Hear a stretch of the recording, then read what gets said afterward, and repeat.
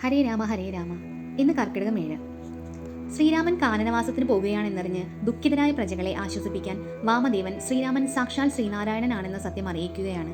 സീതാദേവിയോ മഹാമായാദേവി, ലക്ഷ്മണനോ മഹാവിഷ്ണു ശയിക്കുന്ന അനന്തൻ തന്നെ. രാമസീതാ തത്വം അറിഞ്ഞ പ്രജകൾക്ക് വളരെ സന്തോഷമായി. ശ്രീരാമനും സീതാദേവിയും ലക്ഷ്മണനും യാത്രയാവാൻ പോവുകയാണ്. ദശരഥൻ മന്ത്രിയോട് അവർക്ക് പോകാനുള്ള രഥം തയ്യാറാക്കി നിർത്താൻ ആവശ്യപ്പെട്ടു.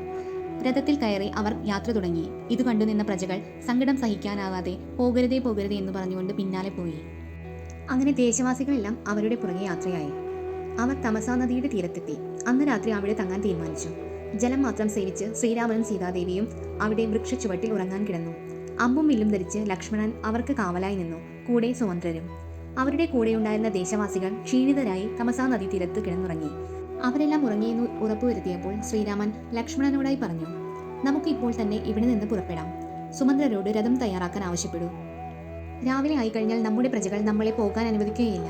അതിനാൽ നമുക്ക് ഇപ്പോൾ തന്നെ ഇവിടെ നിന്നും യാത്ര തിരിക്കാം. അങ്ങനെ മൂവരും സുമന്ത്രരോടൊപ്പം തേരിൽ കയറി തെക്കോട്ട് യാത്ര തിരിച്ചു. അങ്ങനെ അവർ ഗംഗാനദീതടത്തിലെത്തി.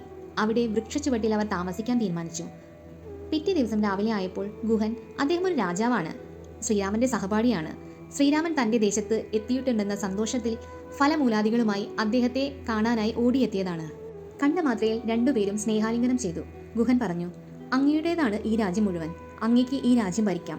ഞാൻ അങ്ങയുടെ കിങ്കരൻ മാത്രമാണ്. അപ്പോൾ ശ്രീരാമൻ പറഞ്ഞു, എനിക്ക് 14 സംവത്സരം കാനനവാസമാണ്. ആ സമയത്ത് അന്യം തരുന്ന സാധനങ്ങൾ കഴിക്കാനോ അന്യദേശങ്ങളിൽ വസിക്കാനോ സാധിക്കില്ല. പക്ഷെ നീ ഒട്ടും വിഷമിക്കേണ്ട, എനിക്ക് ഒരു വടക്ഷീരം കൊണ്ടു തന്നാൽ മതി. അങ്ങനെ ഉടൻ തന്നെ ഗുഹൻ വടക്ഷീരം കൊണ്ടുകൊടുത്തു. ശ്രീരാമൻ അത് ജടാവൽക്കനമായി ധരിച്ച് വടക്ഷീരഭൂതികളെ കൊണ്ട് ജടാമകുടത്തോടെ സോദരന്മാർ അവിടെ തന്നെ കൂടാൻ തീരുമാനിച്ചു. അന്ന് രാത്രി ശ്രീരാമനും സീതാദേവിയും വൃക്ഷച്ചുവട്ടിൽ കിടന്നുറങ്ങിയപ്പോൾ കാവലായി നിന്നത് ലക്ഷ്മണനും കൂടെ ഗുഹനുമാണ്. ഇന്നത്തെ കഥാസാരം ഇവിടെ അവസാനിക്കുന്നു. ഹരേ രാമ ഹരേ രാമ.